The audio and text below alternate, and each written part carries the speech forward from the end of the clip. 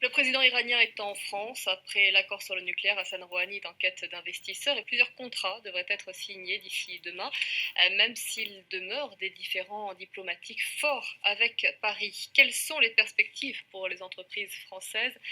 C'est une question dont nous parlons avec vous, Alexandre Sudron. Vous êtes consultant en stratégie. Je vous remercie beaucoup de nous apporter des éléments de compréhension ce soir. Quel est le positionnement de la France sur les marchés iraniens?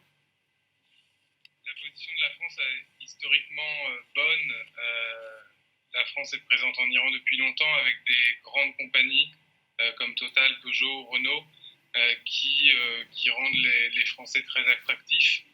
Les sanctions et la position dure de la France ont été un peu mal perçues à Téhéran, mais la France reste très bien positionnée avec une très bonne connaissance des affaires en Iran, et c'est aujourd'hui un critère essentiel pour réussir.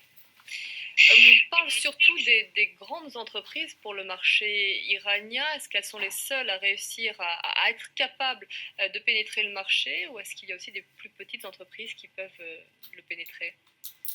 La visite d'Hassan Rouhani est importante pour ces grands contrats qui demandent des négociations et des discussions politiques.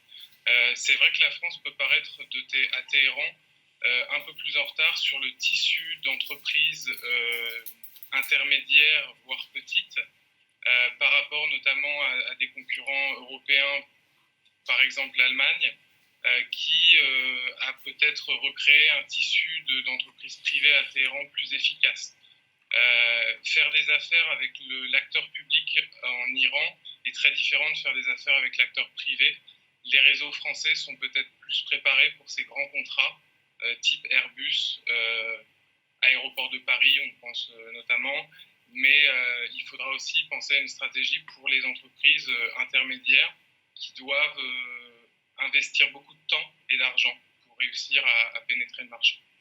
Vous nous disiez que le partenariat d'antan est une valeur ajoutée, mais est-ce que l'économie peut transcender malgré tout les blocages diplomatiques qui restent importants? On connaît la proximité de la France avec l'Arabie saoudite et sa difficulté tout de même avec les positions iraniennes. Oui, bien sûr, mais les acteurs en Iran connaissent bien les Français, ont des très belles expériences avec les Français. Il faut se souvenir que les projets de Total sont extrêmement bien vus du côté de Total et du côté iranien. Iran Rodro, qui est le principal constructeur automobile iranien, a une très bonne expérience avec Peugeot. Donc les difficultés politiques peuvent être surpassées. Effectivement, par contre, il faudra pour les entreprises investir en temps, investir aussi en argent pour bien préparer le retour et ne pas perdre des marges. Merci beaucoup, Alexandre Sudron, pour ces éléments dans Paris Direct. Merci à vous. Nous sommes à 2 jours de la tenue supposée de pourparlers de